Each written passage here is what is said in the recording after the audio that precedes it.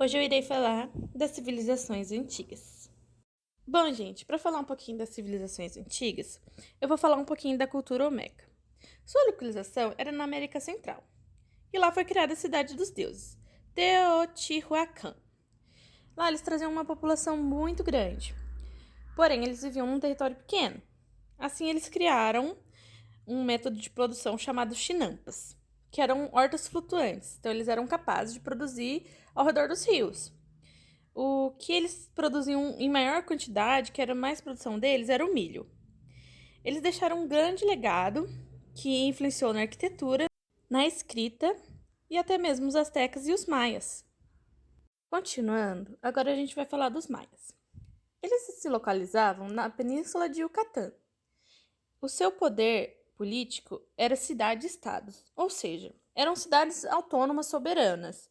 Cada cidade obedecia a uma unidade de poder central. Ou seja, elas não respondiam a um único rei soberano, imperador. Cada uma tinha a sua autonomia. Essas cidades, elas conversavam entre si. Elas tinham o poder de tanto se manter a paz ou não. O poder, ele era hereditário e teocrático. Hereditário era passado de pai para filho, e teocrático, o líder era considerado o mais um dos deuses que tinham nessa sociedade. Essa sociedade, ela era estamental, com rígida divisão determinada pelo nascimento, e tinha uma pouquíssima possibilidade de se mudar. E as comunidades, elas se mantinham da produção do milho e com relações bastante significativas. A sua religião era politeísta, ou seja, acreditava em vários deuses. E também animista. Tudo que tinha vida, tudo que respirava, que havia vida, qualquer animal, qualquer ser, qualquer coisa que tinha vida, era considerado um deus. Eles também eram bastante sanguinários. Eles ofereciam, inclusive, sacrifícios humanos para os seus deuses.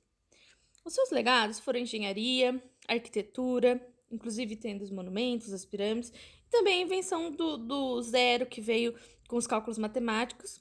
E quando os europeus chegaram à civilização, ela estava em decadência. Há várias teorias, mas a mais comum é que havia muitos conflitos internos. Então, isso pode ter acarretado os maias a estarem em decadência. Agora vamos falar dos astecas.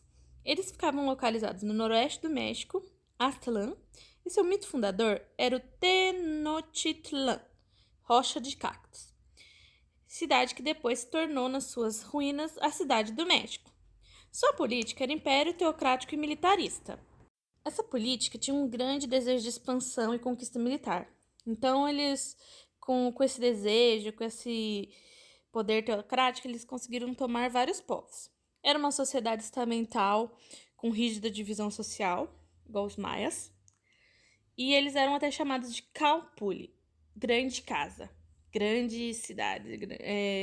E como era um império teocrático, havia um imposto que tinha que ser pago, né, para o império. Esse imposto era chamado Kuatekil, que era um trabalho compulsório. As comunidades eram obrigadas a trabalhar por um período de tempo para pagar esse imposto ao Império Azteca. A elite do povo azteca era um grupo chamado Pipiltin.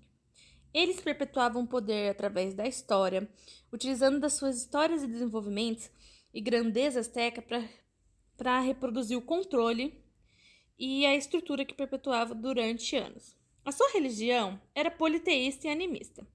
Seus legados são a engenharia, a arquitetura e a arte plumária. O que era a arte plumária? Era aqueles adornos de plumas, todo pomposos. Eles não ligavam para ouro, para brilhantes, para prata. Eles só queriam saber realmente da arte plumária, que era muito importante para eles. E quando os europeus chegaram, eles estavam em esplendor e em desenvolvimento e com relações bastante significativas.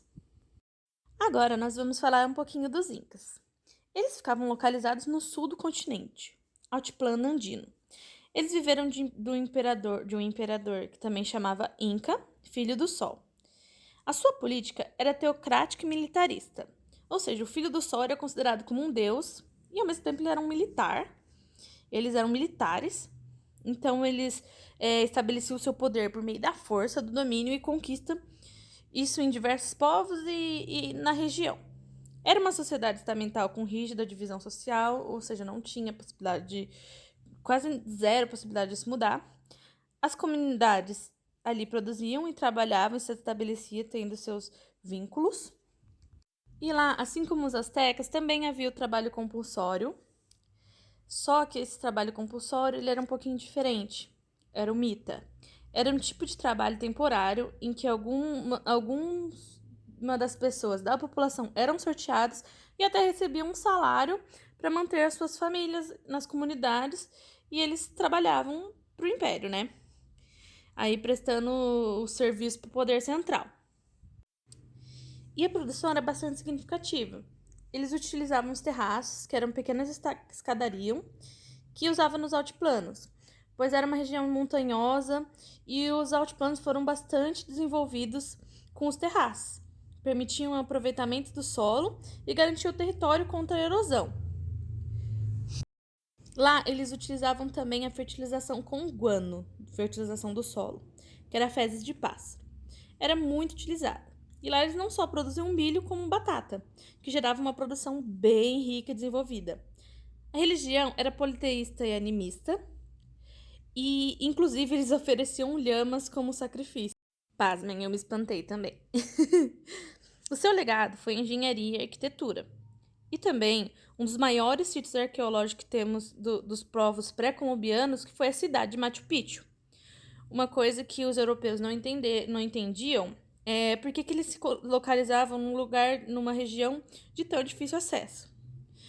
E quando os europeus chegaram, eles estavam em pleno esplendor. E é isso, gente. Eu quis trazer um pouquinho sobre o que eu estudei e para ajudar as pessoas que não estavam entendendo. Esse é um dos meus resumos. E eu sou muito grata por vocês terem assistido até aqui. E muito obrigada!